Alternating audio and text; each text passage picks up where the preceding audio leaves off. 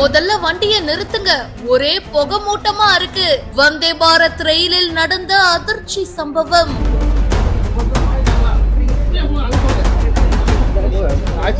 நெல்லையிலிருந்து Vande Bharat train பாத்தீங்கன்னா காலையில 6 மணிக்கு புறப்பட்டு மதியம் 2 மணிக்கு சென்னைய வந்தடையும். அதே மாதிரி காலையில நெல்லையில இருந்து 6:05 மணிக்கு வந்தே பாரத் ரயில் கிளம்பி இருக்கு. திண்டுக்கல் வந்து அதுக்கப்புறமா திருச்சியை நோக்கி போயிட்டு இருந்திருக்கு. அப்போ திண்டுக்கல் வடமதுரை தாமரைப்பாடி பக்கத்துல ஏசில ஏற்பட்ட கோளாறு காரணமா பெட்டியின் உள்ளே பாத்தீங்கன்னா புகை மூட்டம் ஏற்பட்டிருக்கு. இதன் காரணமா உடனடியா ரயில் நிறுத்தப்பட்டு ஏசில ஏற்பட்ட கோளாறு சரி பண்ணிருக்காங்க.